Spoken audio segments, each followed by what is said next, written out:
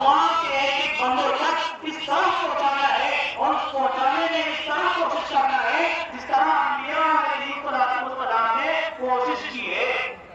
نمونہ ہمارے پاس ہے، وہ نمونہ کو سامنے رکھتے ہوئے جن کی محنت کرنا ہے. وہ نمونے نہیں ہوں گے ہم تھک جائیں گے، ہار جائیں گے، پریشان ہو جائیں گے. 4 سال بات کریں گے، 2 رقم محلے کے اندر جائیں گے، کوئی بات سنے گا نہیں، ہم تھک جائیں گے، ہار جائیں گے، بیٹھ جائیں گے، کوئی نہیں بات سنے گا. ایک ساتھی کا نام آیا، ملاقات کے لیے آپ رہو گے، 2 مرتبہ انکار کر دے، 3 مرتبہ انکار کر دے، 5 مرتبہ انکار کر دے، آپ تھک جائیں گے، بیٹھ جائیں گے اور مسئلہ یہ ہے کہ آپ کے پاس آ کے کریں گے کہ بلانا تیار نہیں. کیوں تھکے گا یہ آدمی؟ اس لیے تھکے گا کہ اس کے پاس سیرت سامنے موجود نہیں ہے. ہمیں یہ دیکھنا ہوگا کہ حضور صلی اللہ علیہ وسلم ایک آدمی کے پاس کتنے مرتبہ گئے ہیں، یہ دیکھنا پڑے گا. جس کے پاس یہ ہوگا، جس کے پاس یہ مقصد ہوگا، نمونہ ہوگا کہ اللہ کے نبی ایک آدمی پر کتنا گئے ہیں، ہم 4 مرتبہ میں کیسے تھک سکتے ہیں. حدیث کے اندر آتا ہے 60 مرتبہ 70 مرتبہ ایک آدمی کے پاس اللہ کے نبی گئے.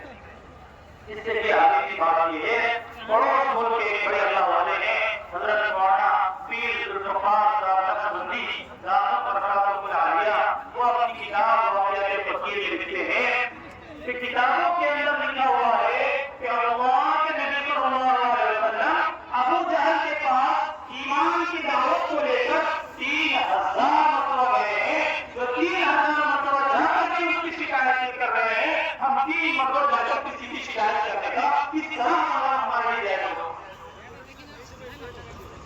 اور ایک مقصود معیار ہے، ہمارے پاس تو نمونہ ہے، محنت کا میدان، محنت کے لیے ہمارے پاس نمونہ ہے. ہمیں اتنا محنت کرنا ہے جس دن ایک آدمی پر 3000 مرتبہ چلے جائے، اس کے بعد کہیں کہیں یہ سمجھیں گے کہ ہاں اب آپ شکایت کے آپ شکایت کر سکتے ہیں.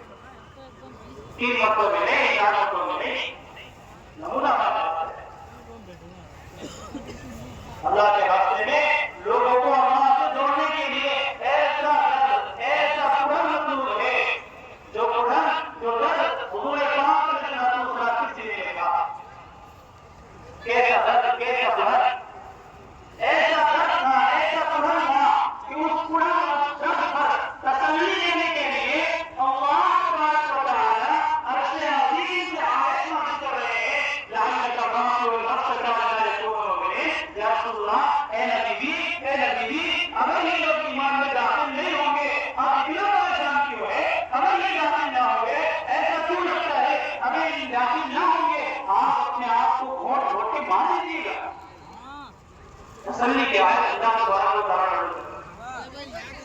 ہم ایسے ساتھی کے ساتھ ملاقات کرے، ایسے محلے کے اندر محنت کرے، ایک آدمی کے پاس اتنا جائے، اتنا متفکر ہو کہ وہ آدمی پریشان ہو جائے اور پریشانی کی وجہ سے ماتھے سے پسینہ ٹپکنے لگے اور سامنے والا کوئی رفیق، کوئی ہمدرد آپ کے پیٹ پہ ہاتھ رکھ کے کہے کہ امیر صاحب اپنا نہ تھا، آپ بڑے متفکر ہیں، آپ بڑی محنت کر رہے ہیں، آپ زیادہ فکر نہ لیں، انشاءاللہ آپ کی محنت ضائع نہیں جائے گی، اللہ تعالیٰ اس کے لیے ہدایت کی دروازہ ضرور کھولے.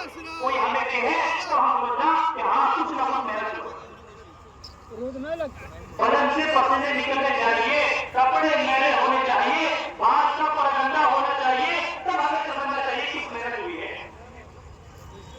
اللہ کے نبی علیہ السلام محنت کر کے آئے ہیں، فاطمۃ الزہرا دروازے کے استقبال کے لیے کھڑی ہے اور دیکھ کر اللہ تعالیٰ کے نبی کے پیشانی کو بوسا دی اور عثمان کو بوسا دی اور رونے لگی. اللہ کے نبی نے کہا ابا جان، میں آپ کی حالت کو دیکھ کر رو رہا ہوں کہ کس طرح زبان میں آپ کی نظر پر کپڑے پہننا، کپڑے میلے ہو چکے ہیں، بال پرگندہ ہو گئے ہیں، زبان کے اندر آپ کے چہرے سے جھلک رہا ہے کہ آپ کی حالت کو دیکھ کر رو رہا ہوں. ہمارے لیے معیار یہ ہے ہم اتنا پھرے، اتنا ملاقات کریں، اتنی محنت کریں محلے بستی کے اندر اور لوگوں کا تعلق مسجد سے جوڑنے کے لیے اور لوگوں کا تعلق اللہ سے جوڑنے کے لیے، اللہ کے احکامات کو ان تک پہنچانے کے لیے اتنی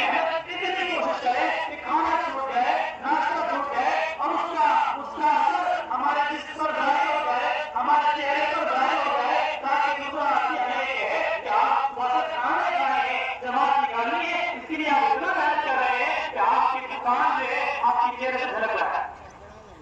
یہ معیار ہے. ہمیں اس طرح محنت کرنی ہے. اللہ کے راستے میں نکل کر اس طرح سے محنت کرنا ہے. ایک بندے کا تعلق ایک بندے کا تعلق پانی ہو جائے. ایسے محنت کوئی